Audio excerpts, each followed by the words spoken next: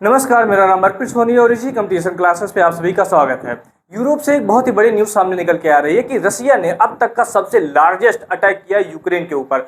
Ukraine के ऊपर लगभग 600 से ज़्यादा ड्रोन्स अटैक किए गए हैं और 40 से 50 मिसाइल का अटैक एक साथ किया गया है और ये अटैक कंटिन्यू 12 घंटों तक चलता रहा।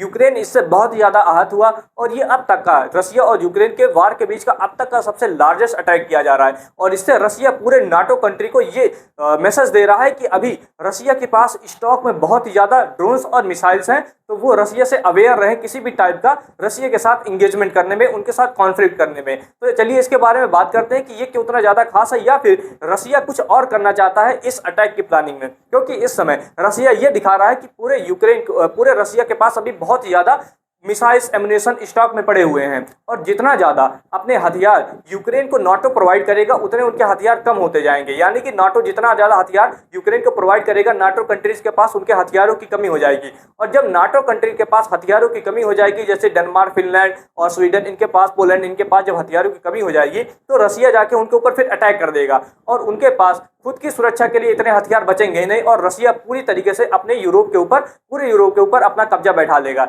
एक समय जिसे हम यूएसएसआर के नाम से जानते थे, यूनाइटेड स्टेट ऑफ सोवियत रसिया उसी के फॉर्मेशन में फिर से लगा हुआ है। रसिया एक बार फिर से यूनाइटेड स्टेट ऑफ सोवियत रसिया बनाने की तरफ में है। तो चलिए इसके बारे में हम थोड़ा और डिस्कस करते हैं। तो इस समय जो न्यूज़ है वो यही है कि रसिया के द्वारा यूक्रेन के ऊपर अब तक का सबसे लार्जेस्ट ड्रोन अटैक और मिसाइल अटैक किया गया है 28 सितंबर को। लगभग 600 से ज़्यादा ड्रोन्स और 40 से ज़्यादा मिसाइल्स भेजे गए हैं और उनके पर मारे गए। हालांकि जो नाटो का इस समय दिया हुआ, यूक्रेन को दिया हुआ जो उनके एयर डिफेंस सिस्टम है, वो इसमें से कुछ को रोक पाते हैं लेकिन सबको रोक नहीं पाते और तब भी यूक्रेन के अंदर बहुत ही ज़्यादा डिवास्टेशन हुआ है। लगभग 4 से 5 लोगों की वहाँ पे मृत्यु हो गई है और कई सारे लोग घायल हैं, उसमें से कुछ बच्चे भी थे। लगातार 12 घंटों तक उनके ऊपर अटैक होता रहा और जो टारगेट किए गए थे वो यूक्रेन की जो कैपिटल है कीव है, ओडेसा और ऐसे कई सारे उनके जो सिटीज़ हैं, इंपॉर्टेंट सिटीज़ हैं, उनके ऊपर कब्जा किया गया है। इस समय ये यूक्रेन और रसिया के वार के बीच का मैप है। आप ये जो पार्ट देख रहे हैं, मैं आपको क्लियर करके बताऊं, आप ये जो पार्ट देख रहे हैं पूरा, यहाँ पे जो सर्कल किया हुआ थोड़ा सा, ये एक्चुअली ये जो पार्ट है वो यूक्रेन का है, लेकिन इस समय इतने पार्ट के ऊपर रसिया का कब्जा हो चुका है। ये क्रीमिया है, क्रीमिया के ऊपर 2014 से रसिया का कब्जा है। साथ ही साथ इस वाले पार्ट के ऊपर भी अब रसिया का कब्जा हो चुका है। अब रसिया यहाँ पे कीव की तरफ, खार्किव के ऊपर भी अपना ऑलमोस्ट कब्जा कर चुके हैं और इस समय पूरा रसिया जा रहा है कीव की तरफ और जो इस समय अटैक हुआ है वो रसिया से कीव की तरफ भी हुआ है। उसके बाद आप देख सकते हैं कि यूक्रेन के बाद पोलैंड भी है, तो पोलैंड के बॉर्डर के पास भी कई सारे अटैक हुए। इससे जो पोलैंड का फाइटर जेट है वो एक्टिव हो गया है, पोलैंड के जो भी सिक्योरिटी सिस्टम है वो एक्टिव हो चुके हैं। स्केल ऑफ वॉर की बात करें तो अब तक का हैवीएस्ट अटैक मारा जा रहा है। यूक्रेन के वार में लगभग 4 लोगों की मृत्यु हो चुकी है, जिसमें से चाइल्ड भी हैं और डजन्स ऑफ लोग इंजर्ड भी हुए हैं। इंफ्रास्ट्रक्चर बहुत ही ज़्यादा डैमेज हुआ है, जहाँ पे स्कूल्स, हॉस्पिटल थे और जो भी पावर प्लांट्स है वहाँ पर भी बहुत ही ज़्यादा डैमेज देखने को मिला है। रेसिडेंशियल बिल्डिंग में भी और फैक्ट्रीज, एनर्जी साइट में भी कुछ कीव के अंदर कुछ क्लीनिंग थे इंपॉर्टेंट्स, वहाँ पर भी हुआ है। और साथ ही साथ जो नेबरिंग कंट्री है पोलैंड, वहां पर भी कई सारे फाइटर जेट इस समय तैनात हो गए कि हो सकता है कि इस समय पोलैंड के ऊपर भी अटैक हो जाए, क्योंकि आप लोगों को पता होगा कि कुछ दिन पहले रसिया ने पोलैंड के ऊपर अपने लगभग 19 से 20 ड्रोन को भी भेजा था और वो वहां पे जाके क्रैश हुए थे। तो इस समय पोलैंड और पूरे नाटो कंट्री के ऊपर पैनिक का माहौल है कि कभी भी रसिया अटैक कर सकता है। यूक्रेन का रिस्पॉन्स क्या है, तो यूक्रेन ने अपने एयर डिफेंस सिस्टम तो अपने तैनात किए थे, जो रसिया के इनकमिंग ड्रोन्स और मिसाइल्स को इंगेज किए थे, उनको इंटरसेप्ट किए थे, लेकिन इतना ज़्यादा अटैक था कि ये पूरे एयर डिफेंस सिस्टम सैबोटाज हो गए और उनके ऊपर पूरी तरीके से उसको कंट्रोल नहीं कर पाए। इसलिए पूरे यूक्रेन के अंदर बहुत ही ज़्यादा मात्रा में डिवास्टेशन देखने को मिल रहा है।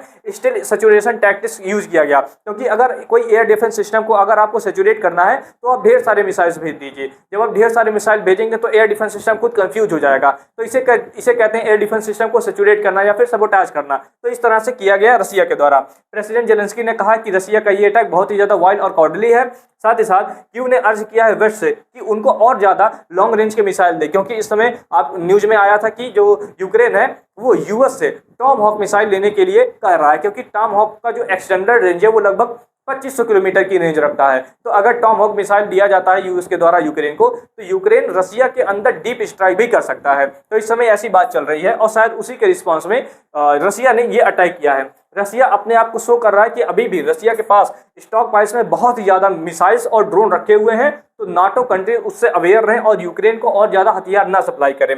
जो एम है वो करना है कि यूक्रेन का जो भी एयर डिफेंस सिस्टम है, जो भी उसके मिसाइल्स हैं, उसको पूरी तरीके से खत्म करना, ये रसिया का इस समय एम है।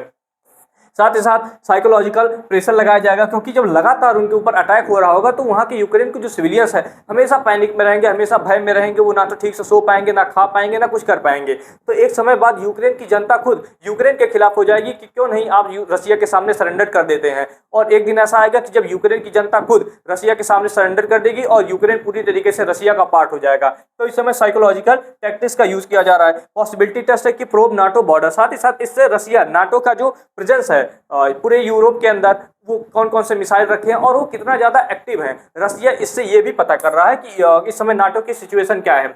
अगर बात करें तो जो बिगर पिक्चर सामने आ रहा है कि रसिया क्या बिगर प्लान कर रहा है, तो एनालिसिस्ट का मानना है कि such huge strike could be part preparation for bigger offensive, यानी कि हो सकता है कि रसिया कुछ बहुत ही ज्यादा बड़ा करने वाला हो सकता है कि रसिया एक साथ कई सारे नाटो कंट्रीज के ऊपर अटैक कर दे, लेकिन वो अटैक कुछ अलग टाइप से हो, डायरेक्ट कॉन्फ्लिक्ट नहीं हो सकता, लेकिन अलग टाइप का अटैक हो सकता है। सिग्नल दे रहा है नाटो की रसिया अभी भी पूरे एस्केलेशन को अपनी तरफ कंट्रोल रखा है, यानी कि यूक्रेन रसिया वार के अंदर इस समय जो एज है वो रसिया के पास ही है, यूक्रेन के पास नहीं है।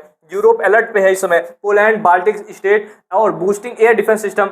ये क्या हो रहा है कि रसिया जो इस समय अटैक कर रहा है पूरे बाल्टिक नेशंस के ऊपर, यानी कि एस्टोनिया, लातविया, लिथुआनिया, साथ ही साथ पोलैंड, तो ये क्या हो रहा है कि अपने देश के अंदर बहुत ही ज्यादा मात्रा में डिफेंस इक्विपमेंट्स को प्रोड्यूस कर रहे हैं, प्रोड्यूस करके उनको खरीद के तैनात कर रहे हैं।